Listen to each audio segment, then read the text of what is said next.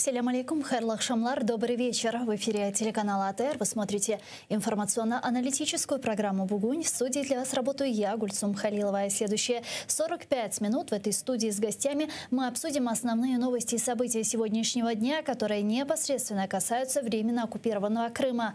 Я напомню, что мы работаем в прямом эфире. На экраны ваших телевизоров режиссеры периодически выводят номер телефона. Звоните к нам абсолютно бесплатно по вайберу +3 8067 63 46 130. Это наш номер.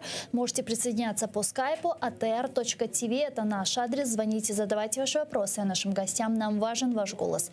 Подписывайтесь на сайт телеканала АТР, на наш YouTube-канал. Там мы вещаем как в онлайн-режиме, так и выкладываем самые интересные фрагменты из наших эфиров. Выкладываем практически все наши программы в записи.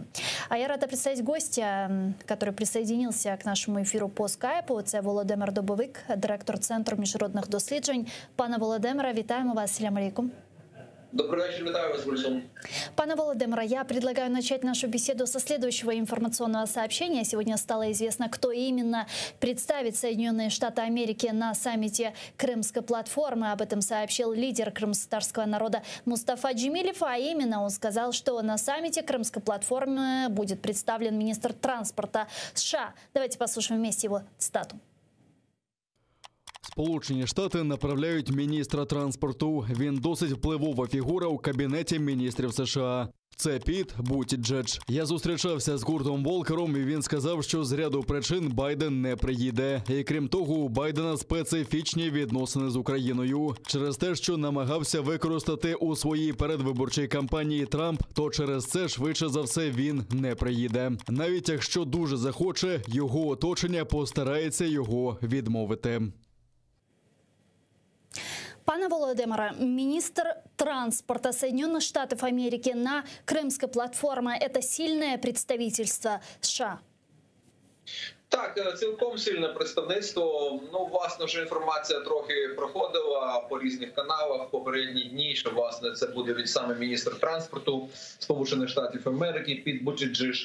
Він є представником такого доволі впливового, енергійного, молодого покоління в демократичній партії. Як ми можемо пригадати, він приймав участь у виборчих перегонах у 2020 році, але поступився пану Байдену, але одним із перших вирішальний момент вирішив вийти з гонки і передав, наказав своїм прихильникам підтримувати пана Байдена. Я думаю, йому це згадали, коли надали таку позицію, дуже посаду важливу в адміністрації міністру транспорту. Тобто Америка представлена, те, що Байден особисто не приїде, було давно відомо. На відміну від шановного пана Мустафи, я б не сказав, не драматизував би це те і не пов'язував безпосередньо з передвиборчими ситуаціями в Америці 2020 року. Я думаю, що не в цьому справа. Я певен, що пан Байден ще приїде до України, але просто поки що не дійшло до цього, справа не дійшла. Бо ми можемо пригадати, що вже перші півроки на пост президенту він лише один раз взагалі-то виїжджав за межі американської території, коли він був в Європі кілька днів, і це все. Тому і приймаючи до уваги, що пан Зеленський скоро там за місяць сам поїде до нього до Вашингтону з візитом, то я думаю, цілком зрозуміло, що це було б трохи дивно, якби Байден особисто приехал на заседание Крымской платформы.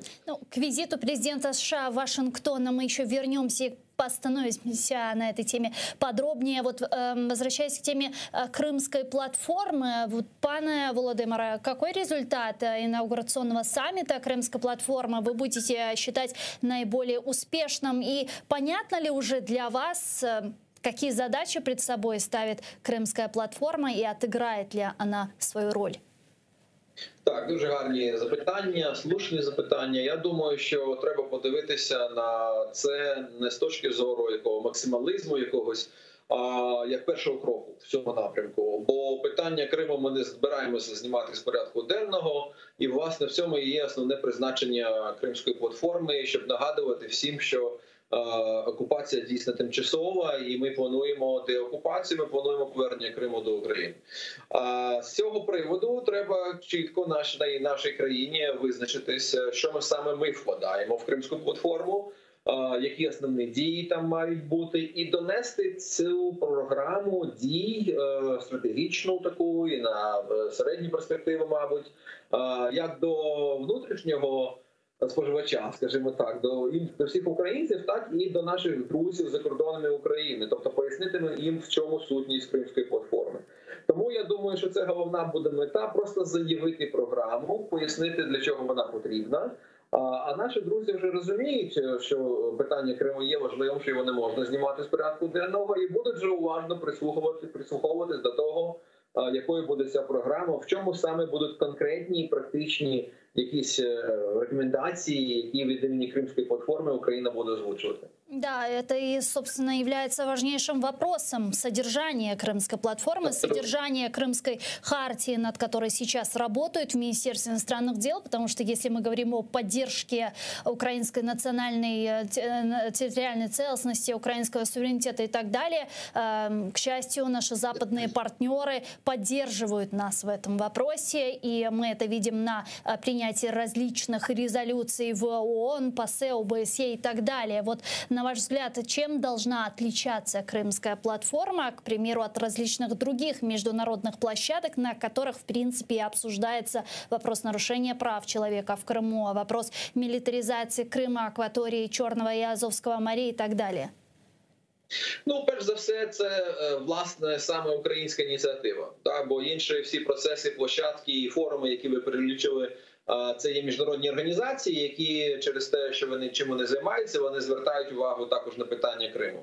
Але тут є суцільна українська ініціатива. Це перший момент. По-друге, вона абсолютно сфокусована лише на питанні долі Крима. І це також важливо, бо ОБСЄ чи інші організації, вони займаються десятками різних питань у різних куточках Європи, чи навіть за межами Європи, бо до ОБСЄ входять навіть країни Центральної Азії, такі інші. А тут є фокусна програма, яка абсолютно чітко націлена лише на питання Криму. Ну і я думаю, що головне ще і в тому, що це спроба України, української сторони пояснити, як ми зараз бачимо про питання деокупації на перспективу. Бо, відверто кажучи, кілька років пройшло без того, що Україна сформувала таке своє бачення. Ми відчували певний брак, розуміння того в Києві, власне, що ми плануємо робити з Кримом. Зараз саме час, використовуючи цей механізм Кримської платформи, закрити питання з цим браком і показати, що ми дійсно маємо своє певне бачення. То есть может ли Украина на Крымской платформе представить некую дорожную карту по деоккупации Крыма, стратегию деоккупации Крыма, которую совсем недавно приняли в Совете национальной безопасности и обороны, и какие страны, на ваш взгляд, могут подписаться под таким документом? Ну, сподіваюся, що так. Сподіваюся, що ми побачимо дійсно якісь конкретні речі, пропозиції, рекомендації, плани і таке інше.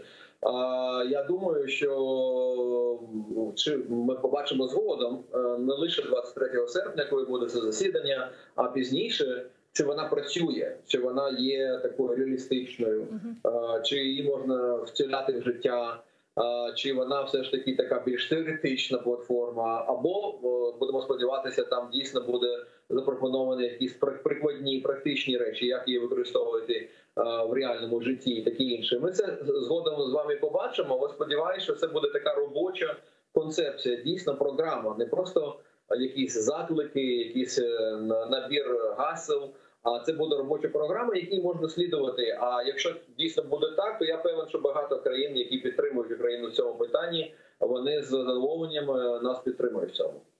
Пане Володимире, пока что в Министерстве иностранных дел Украины не разглашают, кто именно и какое именно количество участников будет представлено на саммите Крымская платформа. Но давайте вместе попробуем представить потенциальных участников этого саммита. Какие страны действительно можно ждать на саммите Крымской платформы? Ну, я думаю, що буде дуже багато країн. І я думаю, що тут у нас буде не лише наші такі традиційні друзі, як то поляки, чи балтійці, чи шведи. Я думаю, що буде набагато більш широкий спектр країн представлений. Хоча зрозуміло, що Росія намагається зробити все для того, щоб завадити іншим країнам, деяким країнам прийняти участь. Робиться певний пресінг. Для них це дуже таке делікатне питання, болюче питання, бо вони, звісно, сприймають Крим формально, по суті, як частину Росії, і вони вбачають в розгляді цього питання в рамках Кримської платформи і втручання вже в російські внутрішні справи. І тому вони будуть робити шалений тиск, я думаю, використовуючи економічні, ідеологічні, інформативні, політичні і інші важелі, засоби впливу на різні країни, де вони можуть відчути, що, можливо, якщо такий тиск дозволить керівництву цих країн відмовитися від участі в Кримській платформі. Ну, скоро вже побачимо, трохи менше місяця залишається. Я думаю, що це, тим не менш, буде доволі репрезентативный, такой представницкий склад участников. Пане Володимире, а что думаете относительно Китая и Японии? Китая, который присоединился как наблюдатель к Будапештскому меморандуму, и Японии, у которой, в принципе, есть такой же прецедент с Курилами? Ну, подивимося, це цікаво, да, дійсно, чи зможуть вони, ну, скажімо так, супроти волі Москви також представляти свої інтереси тут і направити своїх представників. Ситуація трохи різна тут, бо Японія в доволі складному зараз становищі з Росією доволі давно, і не можна сказати, що відносини теплі. З Китаєм трохи інше. Ми зазвичай вважаємо, що Китай близький до Москви, хоча також тут не треба спрощувати і генералізувати через те, що є і певні відмінності і розбіжності також між Пекіном та Москвою. Тому, я думаю, ми побачимо, цікаво буде побачити, чи дипломати китайські і японські будуть присутні на цій платформі. Я думаю, що повністю виключати наразі цього не можна. Недавно в своем интервью поверенный в делах США в Украине, временный поверенный Джордж Кент, также вот сказал и выразился относительно войны на востоке Украины и всех возможных рычагов урегулирования войны на востоке Украины, в частности, о формуле Штайнмайера, которую я хочу с вами обсудить. И вот Джордж Кент сказал о том, что формула Штайнмайера не решает всех проблем востока Украины. Давайте вместе послушаем его цитату и вернемся к беседе.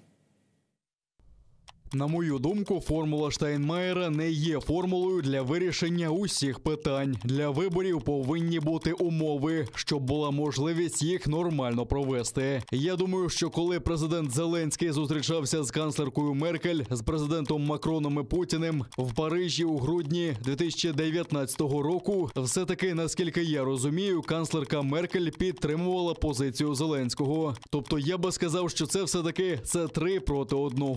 Саме Росія є країною-агресором. Вона розпочала цю війну. Це не конфлікт, це дійсно війна. І обов'язок закінчити війну – це обов'язок Росії, а не України. Це війна в Україні, але не війна України. І це була дійсно 100% війна Росії.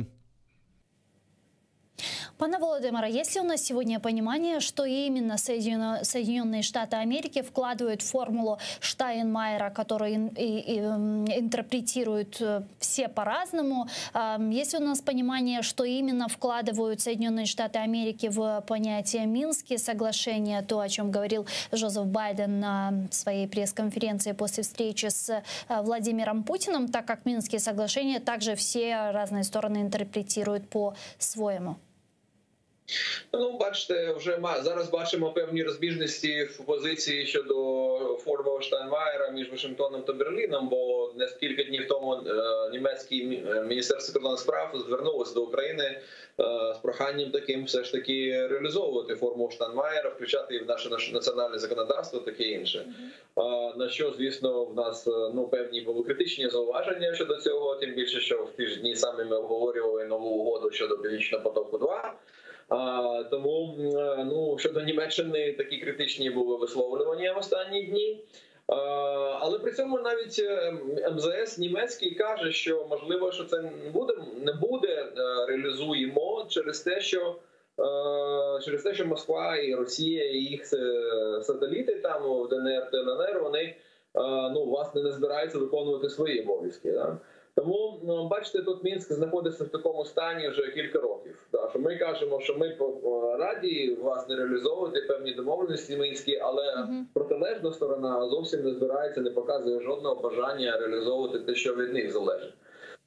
Ну, така боротьба продовжується вже 7 з гаком років. І, власне, от ви пригадали, як Байден казав, що Мінськ, ми не відмовляємося в Америці від того, що Мінськ важливий як формат. І пан Путін дуже так ретельно і детально коментував Мінські угоди протягом своєї прес-конференції після зустрічі в Женеві. Бачите, позиції сторін тут не змінилися. Російська точно, можливо, якісь подвижки, невеличкі такі зрушення будуть в позиціях наших західних друзів, але вони також розуміють, що Мінські угоди для нас абсолютно невигідні, і вони також розуміють, що угода на то і називається угода, що вона означає, що погоджуються дві сторони. Робити щось одна і робити щось має інша. Якщо Україна буде щось робити в дусі Мінських угод, то тоді і протилежна сторона має також відповідально себе поводити. Чого ми зараз зовсім не бачимо, навіть у нас немає припинення вогню, на жаль. В последнее время, в особенности после озвученного соглашения между Германией и США по поводу Северного потока-2, наверняка знаете и следите за новостной лентой и лентой в Фейсбуке, многие политики, политические аналитики и так далее начали говорить о зраде украинских национальных интересов со стороны наших западных партнеров, начали говорить о том, что Запад действительно поступается интересами Украины. Насколько в этих словах, в этих идеях, в этих размышлениях, по-вашему, есть жизнь? Ну, я не погоджуюсь з такою точкою зору. Я вважаю так, що просто у західних країн, як у будь-яких країн, є свої власні пріоритети і національні інтереси. Певною мірою вони для таких країн, як Німеччина і Сполучені Штати, збігаються з нашими. І ніхто в Берліні чи Вашингтоні не відмовляється стратегічно на перспективу від підтримки України. Але при цьому є певні якісь моменти, речі, проекти, як той Північний потік-2, які не дуже вписуються, скажімо, в те, як ми це бачимо, але важливі для Німеччини. А для Америки, ми знаємо, вони критично ставляться формально і, по суті, проти цього, щодо цього проєкту. Але при цьому вони розуміють, що якщо б вони його заблокували, а заблокувати їх можна тільки наклавши санкції на німецькі компанії, корпорації, то це б викликало серйозну таку бурю протестів в Німеччині і в інших деяких країнах Європи, і цього адміністрація Байдена робити не хотіла. Тому не можна сприймати цю угоду Берліна-Вашингтону лише як функцію їх відносин з Росією чи їх відносин з Україною, бо це перш за все функция их відносин між собою, Америки та Європи. Ну а на ваш взгляд, вот такой подарок Путину не вдохновляет ли его на еще более агрессивные действия в дальнейшем? Так, на жаль, може таке статися, що дійсно це буде черговий такий сигнал з боку наших західних партнерів, який демонструє, мабуть, слабкість трохи їхню і, мабуть, трохи їхню готовність і бажання домовлятися з Москвою. Ну, в Європі, в Німеччині, зокрема, ми давно бачимо цю хвилю таких настроїв, що треба повернутися до відносин з Росією в тому стані, які вони були до 2014 року, до бізнесу як usual, тобто звичайного поведінки, звичайного манери спілкування з Москвою. Поки що така точка зору вона не перемагає, так, вона називає гору, але все одне ці голоси ми чули протягом 7 років. І чим довше буде цей конфлікт, а він затягується російсько-український, ця війна, тим менше буде терпіння у бізнесових структур західних робити і існувати в умовах санкцій, і терпіти ці санкції. І буде певний тиск на уряди національних певних країн провідних західних, щоб вони відмовлялися від такої критичної, санкційної, конфронтаційной позиции щодо Москвы. Мы уже с вами затрагивали визит президента Украины Зеленского в Вашингтон, который предварительно должен состояться 30 августа. Вот постфактум этого соглашения о Северном потоке-2, постфактум Крымской платформы. Можем ли мы увидеть после этой встречи каких-то прорывных решений, каких-то соглашений, ну или возможный статус союзника США вне НАТО? Так, я думаю, що дійсно можуть бути певні рішення, якісь цікаві, але це не буде доленосна зустріч, якась, яка просто стратегічно визначить траєкторію і вектори і розвитку наших відносин на майбутнє. Я думаю, що перш за все це буде важлива символічна зустріч, оскільки президент України давно вже не був у Сполучених Штатах. Ми знаємо, що наш нинішній президент Володимир Зеленський давно хотів би поїхати з офіційним державним візитом до Вашингтону. Власне, в 2019 році він хотів ще заробити за попередньої адміністрації Трампа, але стикнувся з таким доволі жорстким пресингом з боку Трампа, і Трамп тоді вимагав певні якісь дії від нашого керівництва, і слава Богу, що ми їх не зробили тоді. Тобто перший, я кажу, блін був комом, тобто тоді Зеленський поїхати не зміг, але бажання поїхати залишилось. І для України візит нашого президента до Вашингтону – це важливо. Але при цьому не треба, я думаю, очікувати якихось проривних нових ініціатив чи рішень. Перш за все через те, що існує вже певний формат українсько-американських відносин, він працює за інерцією. Не так все погано. Америка продовжує підтримувати Україну. Є вже певні рішення і певні такі завдання, які ми маємо виконувати, таке інше. Тому тут з точки зору американців, я думаю, точно нема чого вирішально якось радикально змінювати. З точки зору нашої, звісно, ми б хотіли почути якісь красиві такі речі чи обіцянки щодо членства в НАТО чи ні. Але я не думаю, що американці цього разу на це підуть. Чому? Алло. Я уже говорю. Да, пане Володимире, относительно ПДЧ, почему вы так пессимистически на это смотрите? Почему мы можем не услышать каких-то гарантий относительно предоставления нам ПДЧ?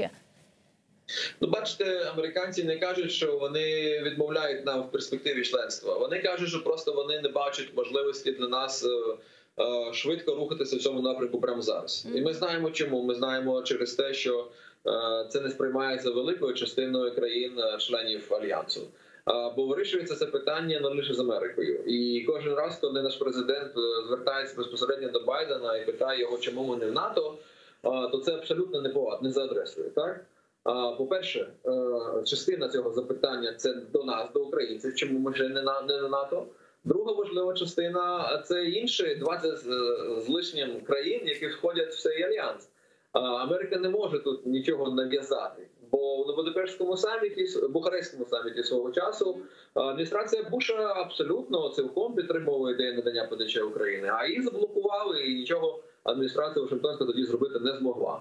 Висновки зробили наступні адміністрації, Обамівська, Трампівська та зараз Байденівська, що вони, мабуть, не будуть просувати цю ідею, бо вони знають, що це буде зустрічатися з супротивом з боку цілої низки країн-членів НАТО і певною мірою дратувати, провокувати Росію.